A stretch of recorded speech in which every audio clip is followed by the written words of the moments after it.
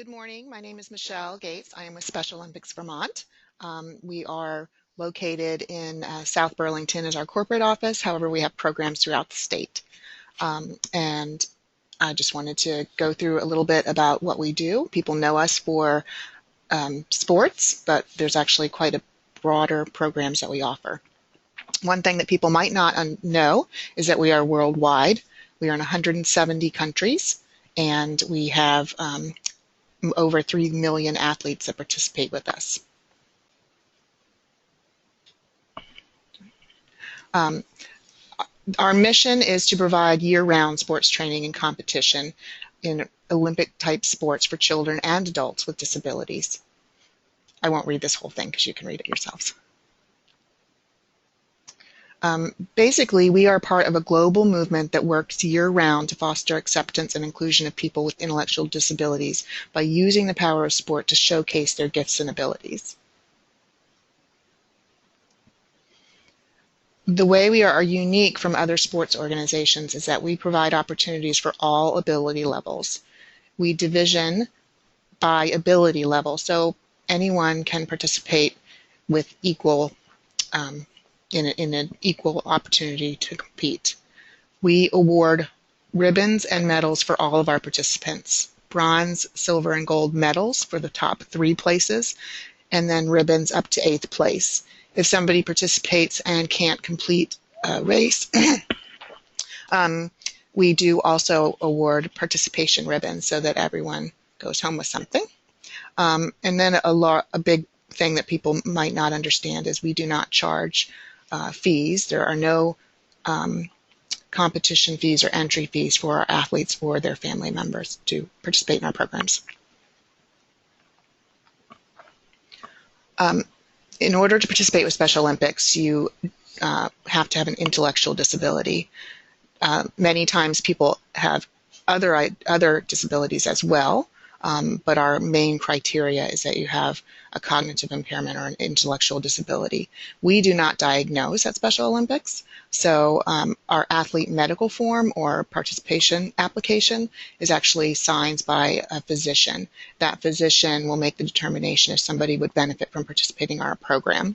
So we have people with a wide range of intellectual disabilities, autism, and again, sometimes with physical impairments as well.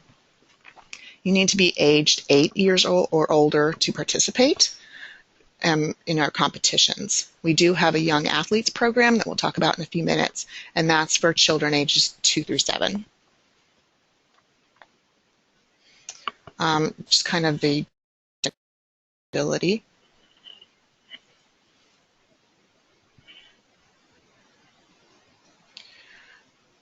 So Special Olympics started as a track meet in 1971, or 1968. We started in Vermont in 71.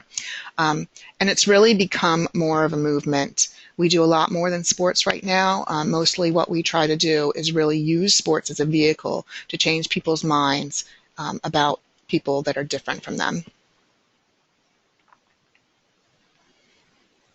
So just a little bit about how we're organized. As I mentioned earlier, we're a global organization.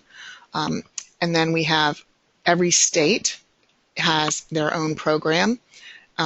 Under the state programs, we're organized by local and school programs. And those are all run by volunteers. In the state of Vermont, we have 8 staff members that oversee the program throughout the state, and 23 local programs and 60 programs in schools, elementary schools through colleges. We depend on volunteers, and as you can see from the slide, all of these roles are filled by volunteers throughout the state in putting on our state competitions and in recruiting other volunteers to run our trainings and our leadership programs. Families are really critical for our program as well. We rely on families to also fill volunteer roles. Many of our coaches are family members. They have a daughter, a brother, a sister, a parent with a disability. Obviously, we cannot run our programs without fundraising, so parents and families are critical in that role as well. We also have been working hard to try to provide resources to have families feel more engaged in our movement. So, for instance, we try to send out event communication, things like where people can stay if they want to come and do one of our state competitions, and also kind of resources for other organizations in the area where they might be able to get some help. So just a little bit about kind of how we're organized in the state. We have 23 community-based programs, and mostly those are centered around geographic counties. Occasionally we'll have a program such as Zach's Place or Bell Cape, which are facilities, but for the most part we're Washington County, Chittenden County, Addison County, as you can see. We do, as I mentioned, also have school programs. A lot of them are centered right now in central Vermont and in Chittenden area and in northern Vermont. Unfortunately, we currently don't have programs in the Bennington or Windham area. But these programs are elementary through college, and they are unified programs. So what that means is the students participate with and without disabilities on the same team.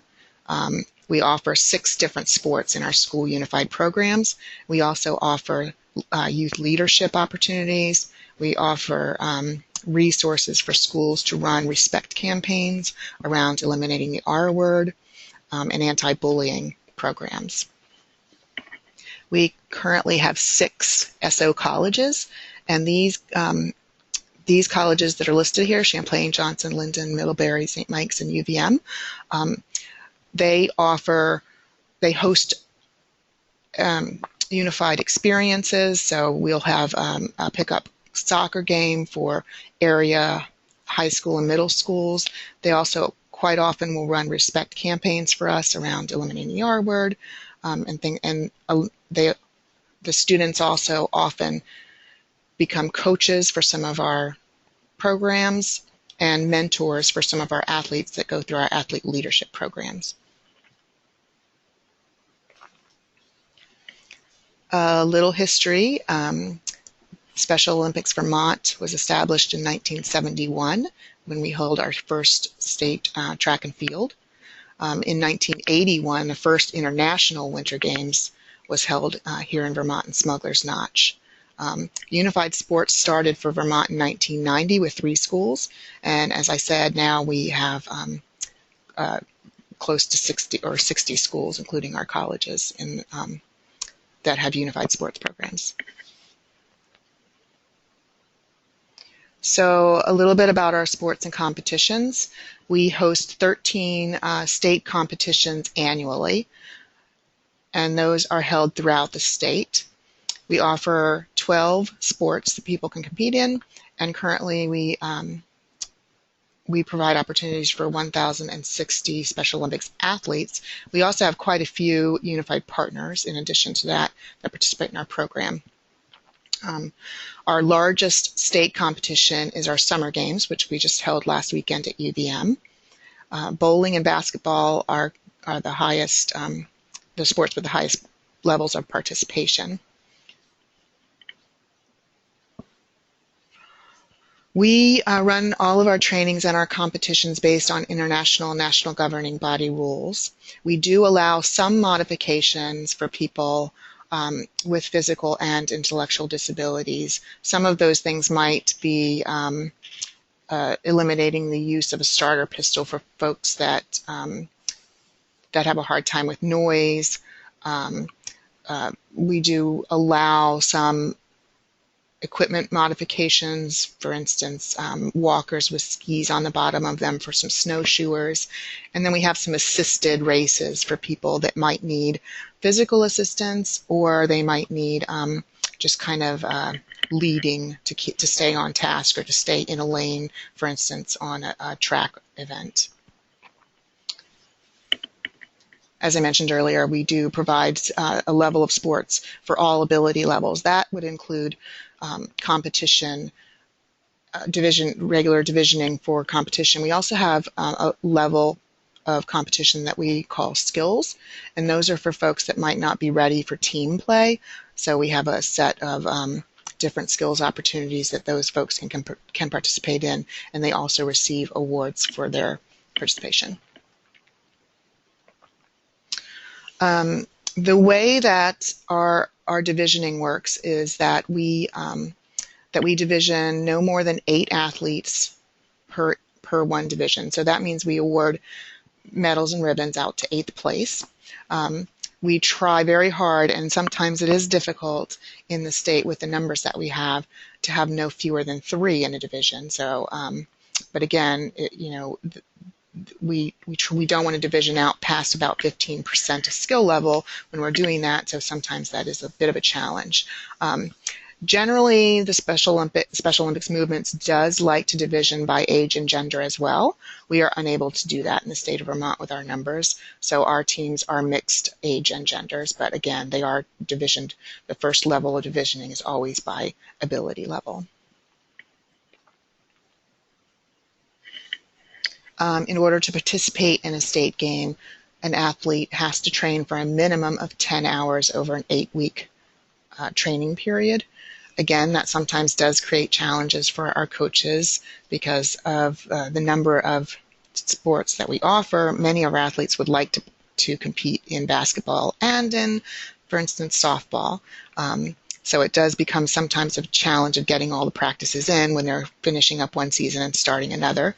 As all of you know who live in Vermont, sometimes the weather does not cooperate with us either. It's difficult to practice snowshoe or alpine skiing if the snow isn't on the ground yet. And it's difficult to start practicing bocce if there still is snow on the ground. So sometimes we work around those challenges. We definitely know that participating in sports for anyone improves strength, stamina, and motor skills. For our programs, we really see huge benefits for our athletes and for our unified partners with self-esteem and the self-confidence that they develop by participating in sports, by developing relationships with their peers, and just really being part of something bigger and having a good time and seeing that they can succeed in something.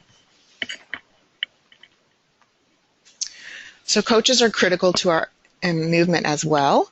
We have almost 170 coaches across the state of Vermont right now.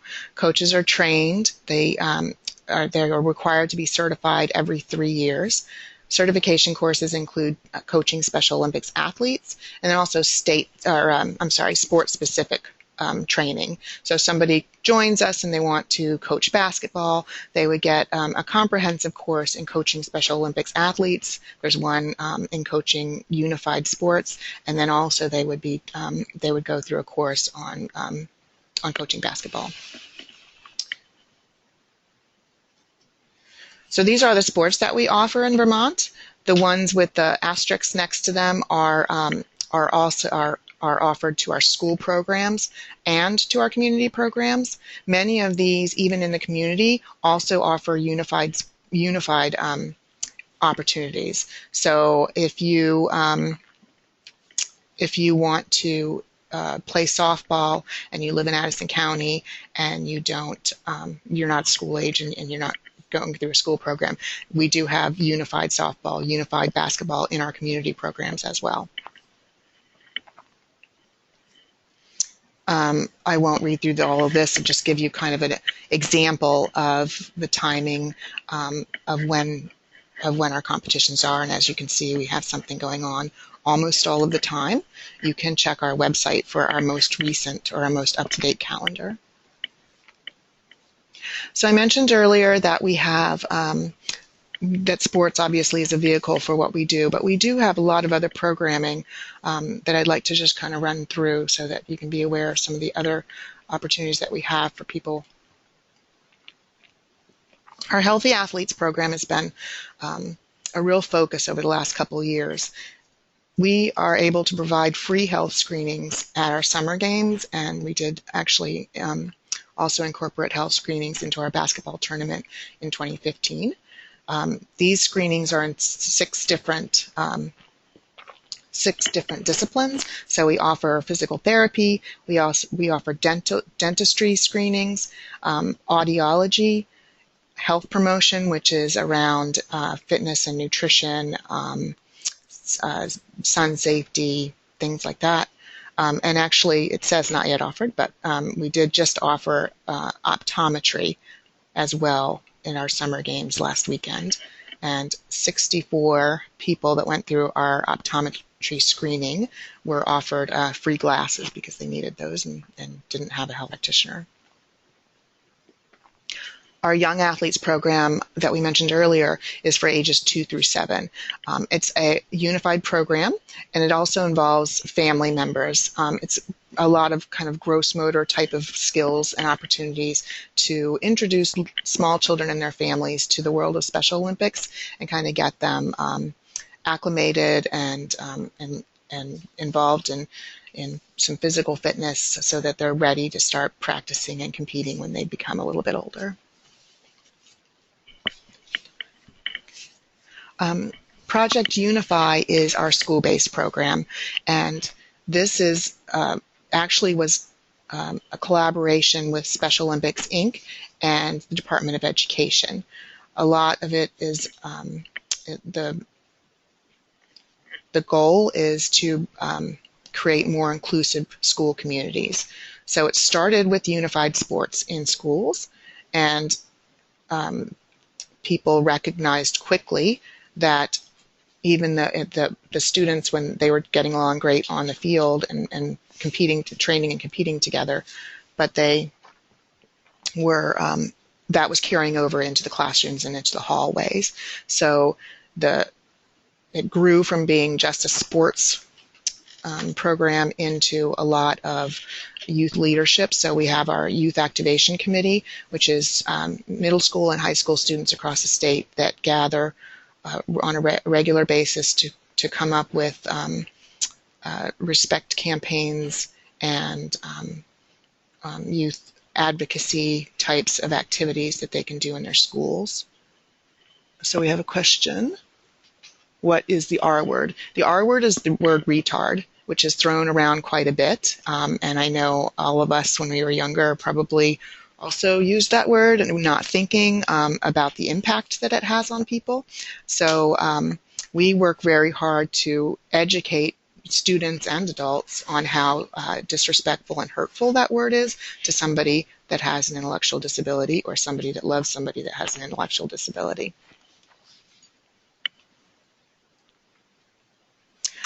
So our athlete leadership program is another opportunity for people to really develop some skills and to create some awareness around abilities that our athletes have. A global messenger is someone who's been trained by Special Olympics to be a self-advocate and to be able to do some public speaking. Maybe they can be a keynote speaker at one of our games. Often a global messenger will accompany us when we go to talk with an organization who might want to provide a bunch of volunteers for an event coming up. Also, we tend to bring global messengers with us when we talk to a potential sponsor or a donor about supporting the organization. Athletes can also be trained as volunteers and as coaches and officials. We have a technology training that helps athletes learn how to communicate appropriately, safely with technology tools and social media. We have a governance training. We do actually have currently 3 members of our board of directors are Special Olympics athletes. We also have something that we call an athlete input council. So many times when we're trying to broaden programs or make changes, we will convene our athlete input council, and they will come up with questions, try to get some feedback and some input from the rest of our athletes as to what they'd like to see. For instance, if we want to pilot a new sport, what sport would our athletes most like to participate in? So obviously to run all these programs, we do need to do some fundraising.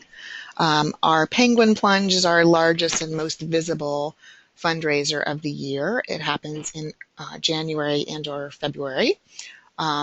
We have 3 plunges. One of them, our largest plunge is the Burlington Plunge, and that raises almost half of our operating budget, raised over $400,000 this year.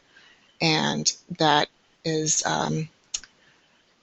I would say, a unique experience, but the Penguin Plunge and Polar Bear Plunge are the same event, and most all Special Olympics programs have them. It is a little chilly to jump in Lake Champlain in February, but thousands of people do it. And we have both our community plunge, and then we also have a cool school plunge. So we had quite a few schools participate, bring teams of kids up to jump in the lake as well. We also have a plunge in North Bennington and in Newport.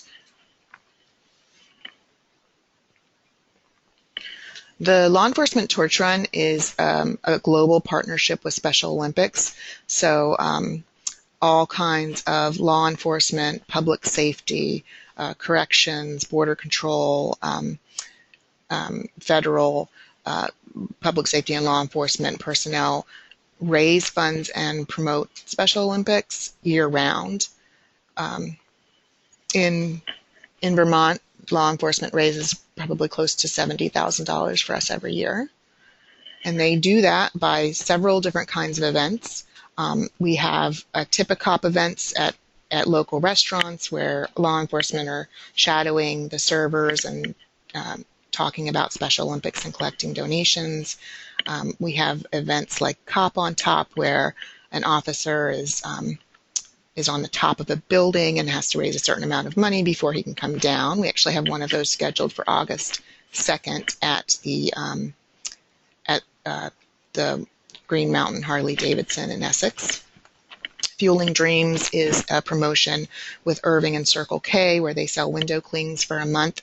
And then we have a day, a Serve and Protect Day, where officers and Special Olympics athletes are out at the Irving and Circle K locations raising funds.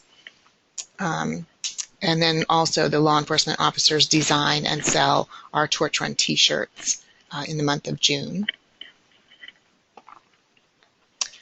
So that is the end of my slide presentation.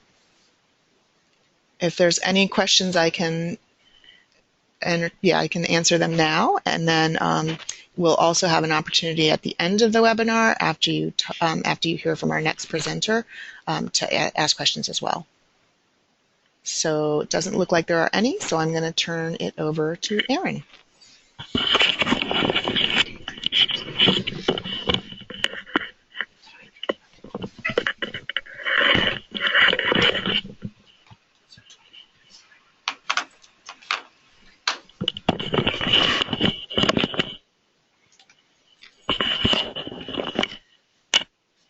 Hi, everybody. I'm Erin Fernandez. I'm the Executive Director for Vermont Adaptive Ski and Sports. I just wanted to say how thankful I am that we got to participate and present today with Special Olympics Vermont, because we have so many similarities and then there's some unique differences. So it's a good opportunity for us to talk about the things that we're... No sound.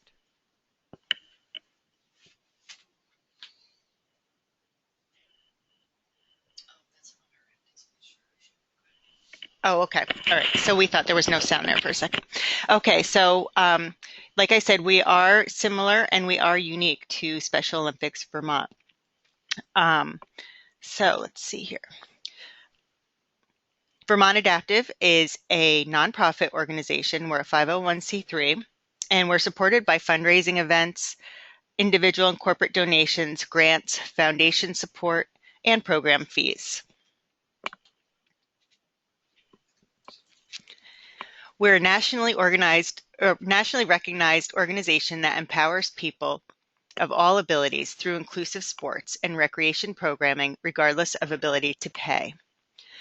We also focus on environmental programming, holistic wellness, and competitive training for people of all ages with cognitive, developmental, physical, and emotional behavioral disabilities. So that's one of the places where we are a little different from Special Olympics. We have folks in our programs with any type of disability from any type of population. Our mission is to promote independence and further equality through access and instruction to sports and recreation.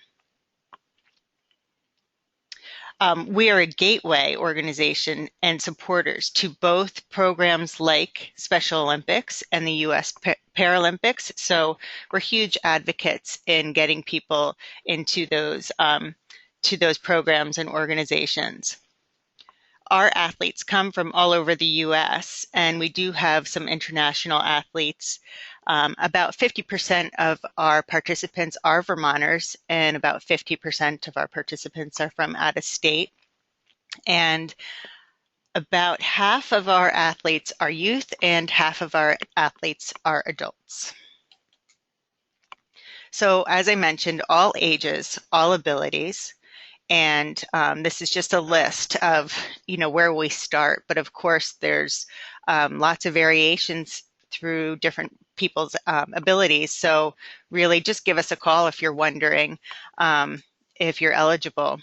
And like Michelle said, we don't qualify people whether or not they have a disability, but you just can inquire and find out. Basically, if you have a child or friend who has a hard time fitting into traditional sports or programming, it could be a good opportunity for you. Kids that have an IEP or 504 plan, that would make them completely eligible for our programming. So we do daily year-round programming throughout the state. A lot of our main programming happens at 3 resorts. We do programming in Chittenden County at Bolton Valley Resort. We have a huge skiing and Nordic skiing program there. We do a lot of snowshoeing there. We move on to Sugarbush Resort. We have alpine skiing, snowboarding, snowshoeing. Our admin and headquarters is at Pico Mountain, and there we alpine ski, snowboard, snowshoe. We also have a lot of Nordic skiing locations in the Rutland area that we use. And our summer months are focused on canoeing and kayaking, sailing, adventure weekends, lots and lots of biking, special events.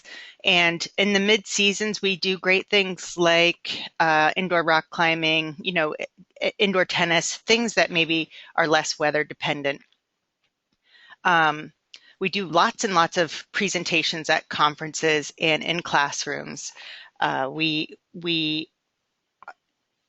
go into schools and deliver daily presentations for athletes of all ages in like PE classes. And what we do is we bring our sports equipment and we let the kids try the different equipment. We play some adaptive sports that are maybe for somebody who is visually impaired, and therefore all the kids can play goal ball together because everybody's blindfolded and on the same playing field. And they really get to experience what maybe having a visual impairment and playing a game is like, and it teaches the kids a lot. And we love to get into the PE classes or into different classrooms and just try to help dispel those stereotypes. Like Michelle said, we advocate a lot for ending the R word, and we just love to help the kids get rid of those stereotypes.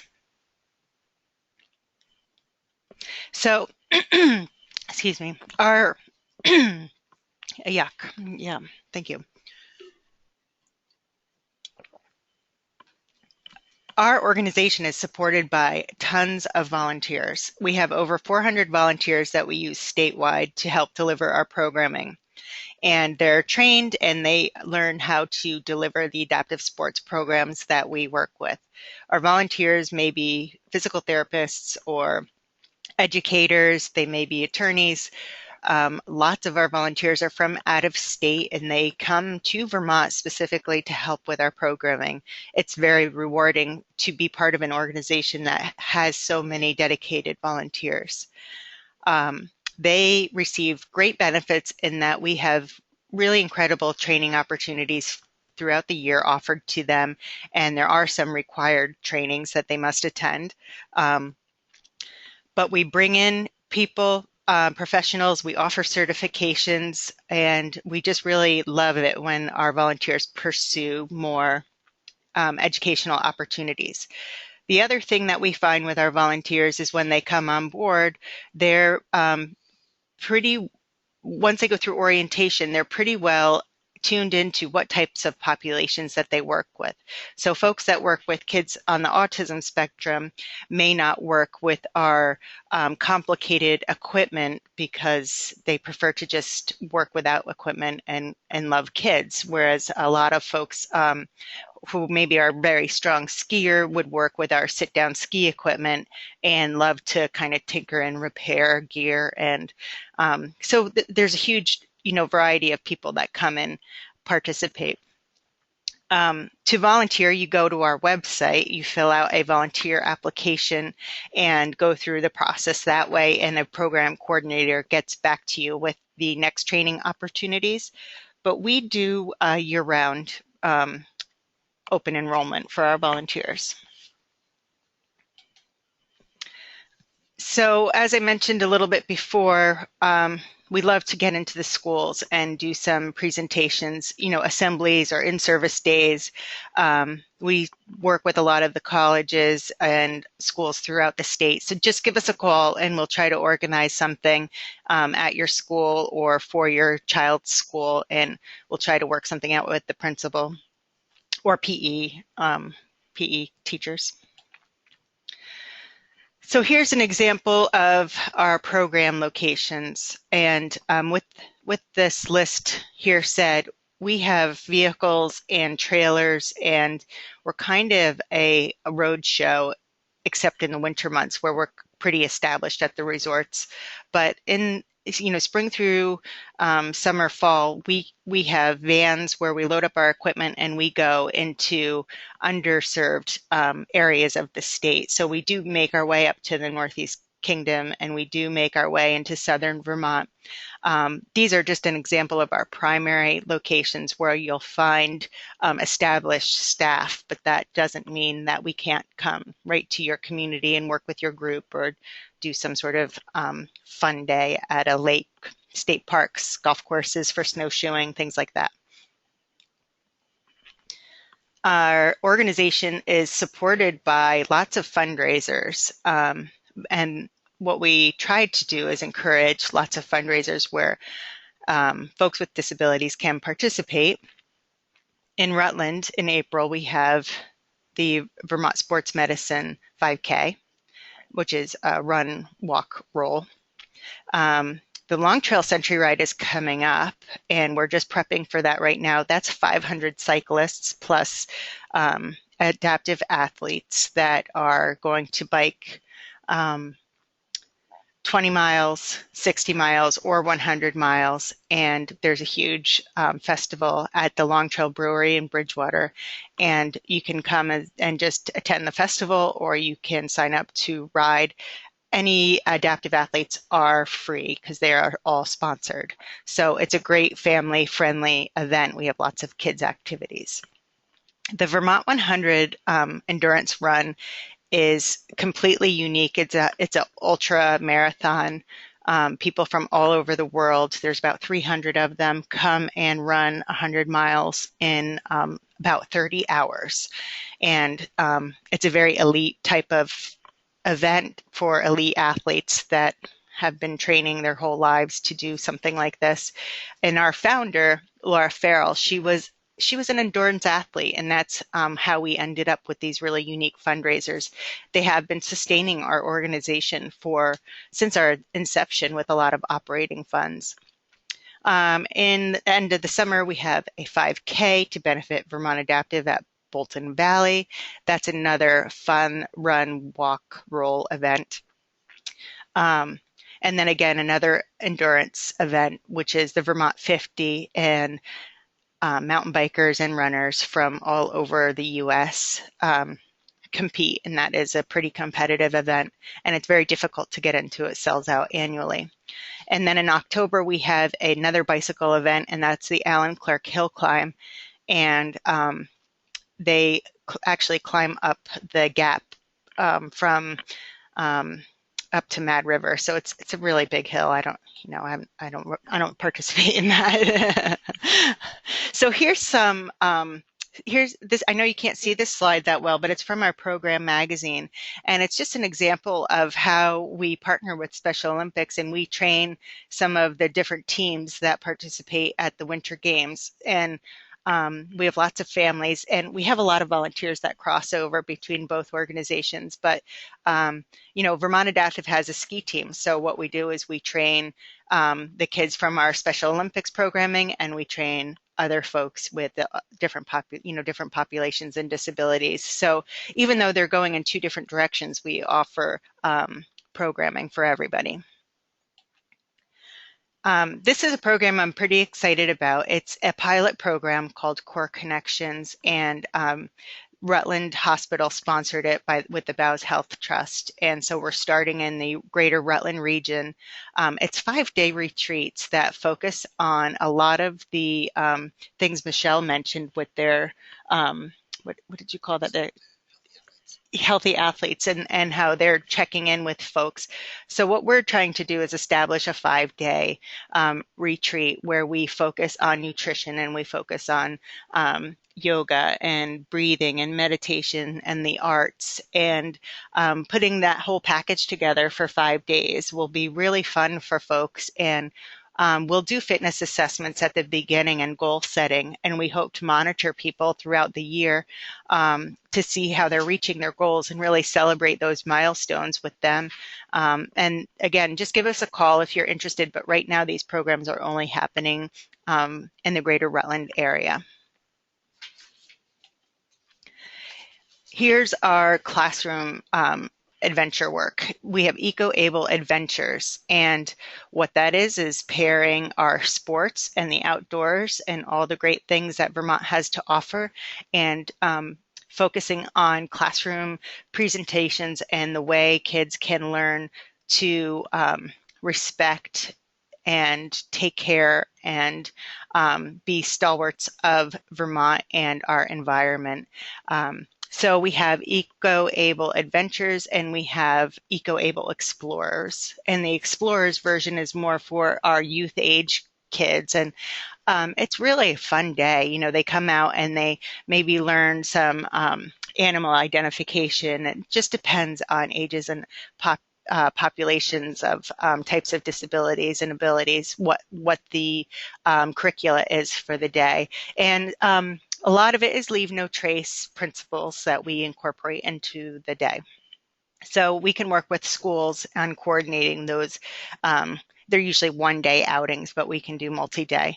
And we also do like backcountry adventures in the same type of way, but maybe with some adult populations that want to go and do, easy backcountry types of adventures. So we're here to help. If you have a question, give us a call. Vermont Adaptive is part of a national network of adaptive sports programs. We have a lot of resources, and we're always happy to try to give best recommendations that we can if we are not able to help you ourselves. Adaptive sports are really growing in popularity, and although the equipment is still costly and cost prohibitive, there's an enormous amount of resources and really cool things out there. So just give us a call if you have any questions. We get calls every day and try to help out people. And our e-news is a great way to keep in touch with what we're up to on a monthly basis. So you can sign up on our website. And we do participate in a lot of different social media. So it gives everybody an opportunity to really engage with us and the organization. So we're on Facebook, Twitter, and Instagram. And we recently partnered with the state of Vermont Department of Tourism and Marketing, and worked with a lot of partners to develop a celebration for the Americans with Disabilities Act. And it's this link is kind of cool, but it just showcases where there are opportunities for anybody to recreate in Vermont, and it's covers a broad spectrum, but it is the main locations, and it's just a nice website, and it's great to have the state of Vermont recognizing all of the wonderful outdoor things that Vermont has to offer. I just wanted to include a few facts about Vermont Adaptive. And so here we go. We were founded in 1987, so fairly soon we'll be celebrating our 30th anniversary. We provide over 3,000 sports outings annually. And with, like I said earlier, our volunteers, they're so dedicated. They donate over 20,000 hours of their time and spend a lot of time investing in themselves to be trained to be part of our organization. Like I mentioned earlier, we're a great resource, and we have a fleet of adaptive sports equipment. And any type of bike or um, any type of bike or monoski, those pieces of equipment can cost about $3,000. So we really try to get a diversity of gear so that we have something for everybody. And we have scholarships. Anyone can participate in our programs regardless of ability to pay. I'm just going to look at some of these questions here coming up. If a youth or adult needs support person to participate in Special Olympics or Vermont Adaptive, who is providing and paying for the support person? We don't provide at Vermont Adaptive the support person. They usually come and recreate with that individual. So we have lots of caseworkers and caregivers that bring their athletes or bring our participants to the organization for the day. And that's the same for Special Olympics, but we don't provide any personal care. Is that true for you too? Yeah, so it's true for both organizations. Why do half of the Vermont participants come from outside the state? Do other states not have similar programs? That's an excellent question. I mean, Vermont, if you think about it, is a destination outdoor recreation and vacation area. So specifically for skiing, for sure, people just love, coming with their families to recreate. And something I forgot to mention, and I will now, is that we love inclusion. That's what Vermont Adaptive is all about. So when families come to learn to ski, we teach them how to ski as a family, and really encourage everyone to participate. Let's see. I know of a few families in the Rutland area interested in cheerleading. Any chance Special Olympics will be offering this in the near future? I know the answer to this question because my daughter is a competitive cheerleader. Peak Performance Cheer and Dance in Rutland is going to be developing a new team. So just give those guys a call. I know Vermont Adaptive will be supporting and sponsoring it in some way, and I'm sure Special Olympics will let them know. We travel all over New England with our cheerleaders and see lots of adaptive teams out there with all different kids participating, and they're really rewarding to see. So I'm excited our own gym is developing some of that. What age do you need to be involved in Vermont Adaptive? So we have junior volunteers. So as a volunteer, you can come in and participate with your family as a teenager. It's based on maturity and things like that. For our sports, we've got programming for kids as young as 3. They might only participate for 20 minutes, depending on their attention span. But as soon as they are physically able to be outdoors or to participate in the sports, or we're pretty flexible. And same goes for the other end of the spectrum. We have folks that are in their 70s and 80s using some of our adaptive sports equipment, and a lot of those folks may have had a stroke or a degenerative type of condition like MS, where they need support from us. Of the 3,000 Vermont adaptive sports outings, what percent are skiing and what are the other seasons?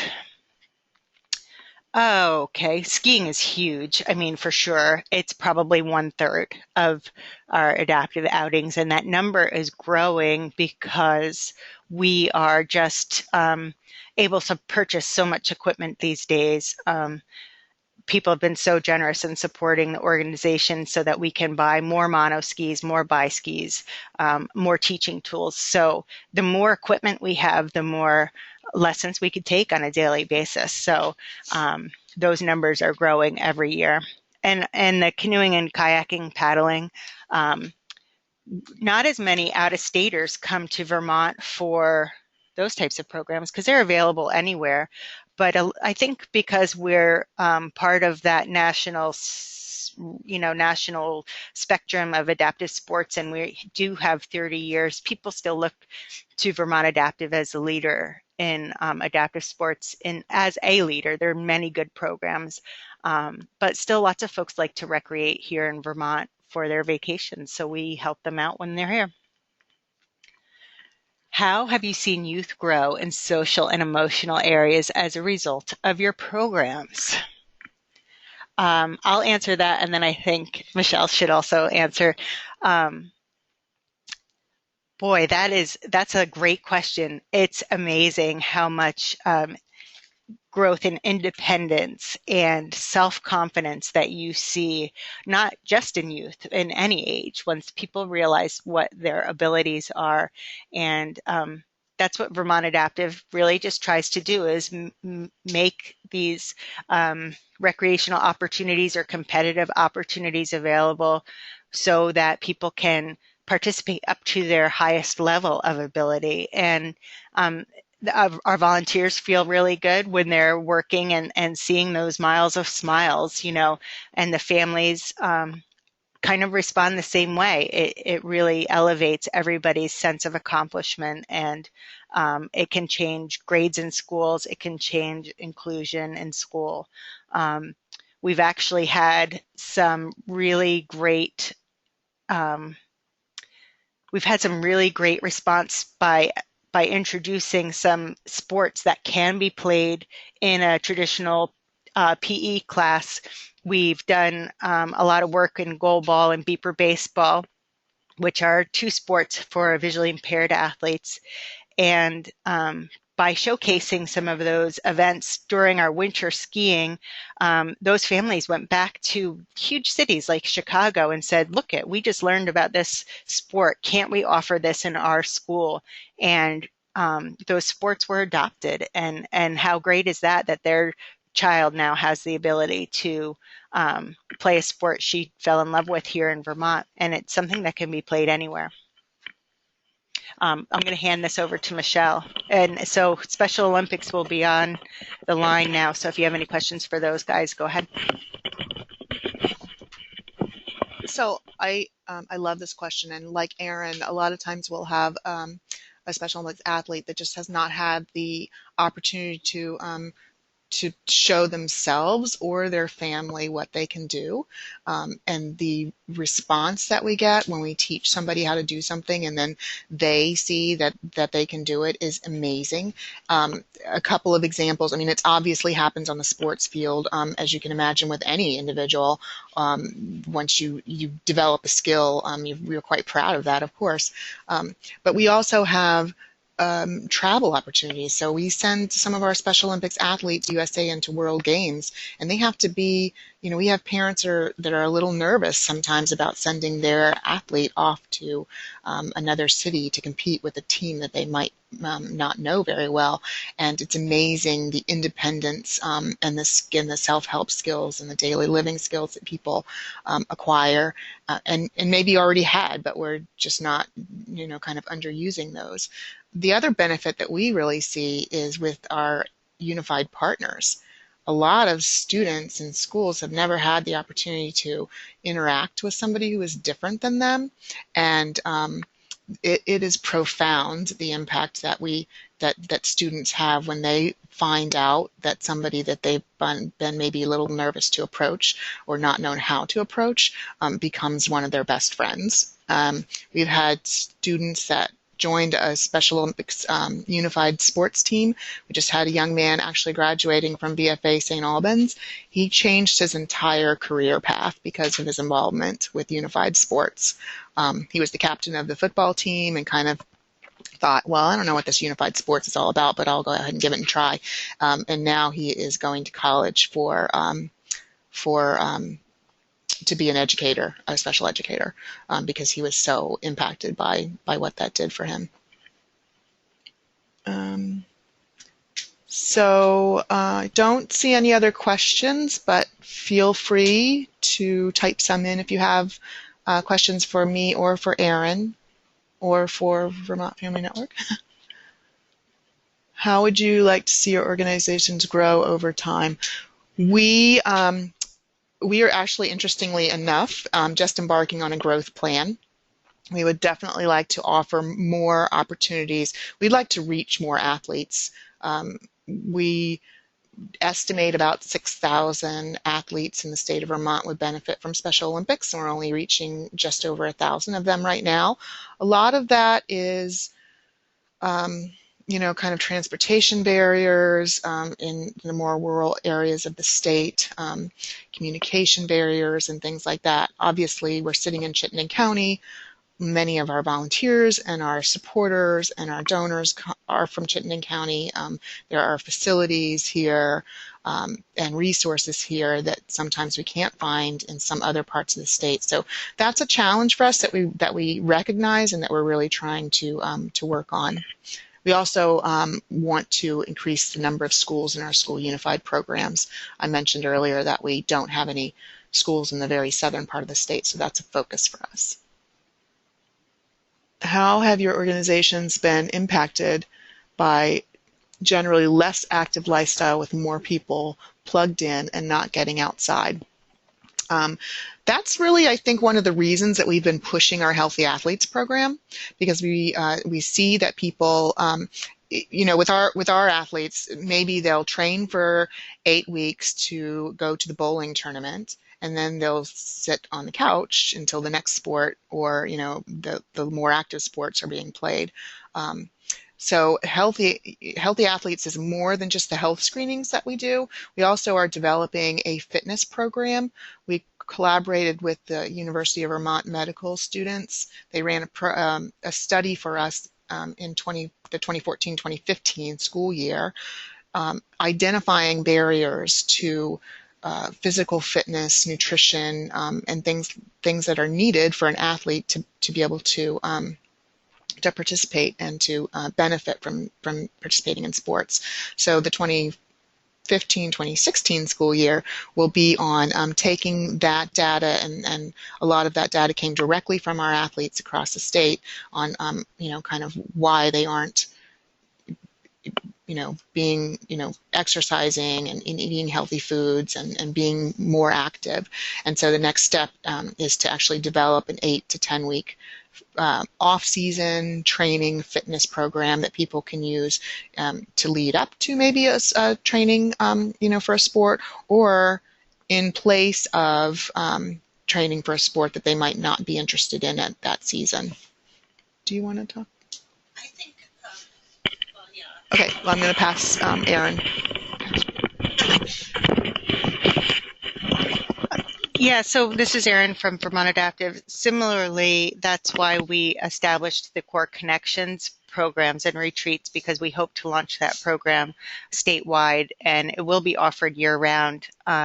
So that's really important to expose people to all the things that make someone's life a little bit more well than being plugged in. So we're committed to developing this program throughout the state, and it sounds like we should be definitely working with Special Olympics on getting together some more and figuring out how we could support one another.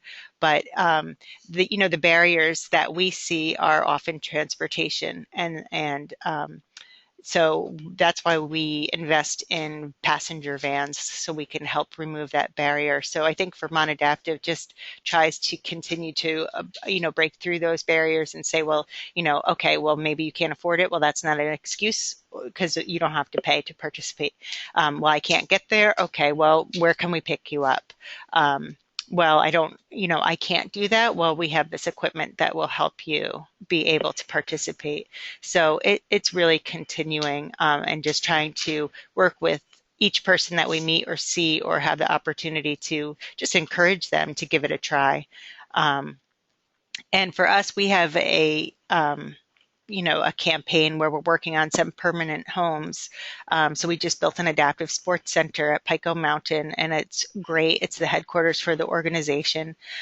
So we hope to have some permanent space for recreation in Chittenden County on the Burlington waterfront, and also in Sugarbush, something that we can use as a home base um, for Washington County. And really, that space is necessary for us because we just have so many bikes and so many pieces of equipment. It's kind of a challenge, the storage and being able to maintain those really expensive pieces of equipment is super important. And we just need the space and places to recreate. So does that cover kind of everything? Yeah, great. So let's see, we have this. All right, so from Michelle and Aaron, thank you for joining us today in this webinar. It will be archived on the Vermont Family Network's website along with other previously recorded webinars. Be sure to visit the VFN's website at vermontfamilynetwork.org for a complete list of upcoming webinars, workshops, and support groups. For support and information, call VFN at 1-800-800-4005 and have a great day.